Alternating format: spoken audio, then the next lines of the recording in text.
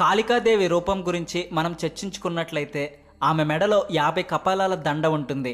చేతితో తయారు చేసిన వస్త్రాన్ని ధరించిన కాళికాదేవి నాలుకను బయటపెట్టిన రూపమే మనకు కనిపిస్తూ ఉంటుంది. ఆమె కళ్ళు కోపంతో ఎర్రగా ఉంటాయి. ఆమె శరీరం అంతటా రక్తం నిండుగా ఉంటుంది.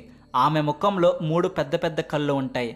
ఒకటి సూర్యుడు, మరొకటి చంద్రుడు, మూడవది అగ్నికి ప్రతిరూపం. కాళికాదేవి నుదుటి మీద చంద్రుడి రూపం కూడా మనకి కనిపిస్తుంది. చెదిరిన జుట్టుతో కాళికాదేవి రూపం ఎవరికైనా వెన్నులో వణుకు పుట్టిస్తుంది. దుర్గాదేవి దశమహావిద్యలలో ఒకటి ఈ కాళికా స్వరూపం అని కూడా చాలా మంది పండితులు చెబుతూ ఉంటారు.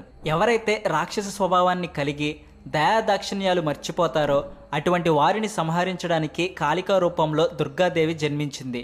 చెడు మీద మంచి చేసే యుద్ధమే కాళికా రూపం.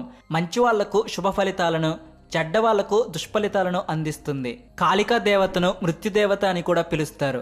ఆమెకు ఉన్న శక్తులు చూసి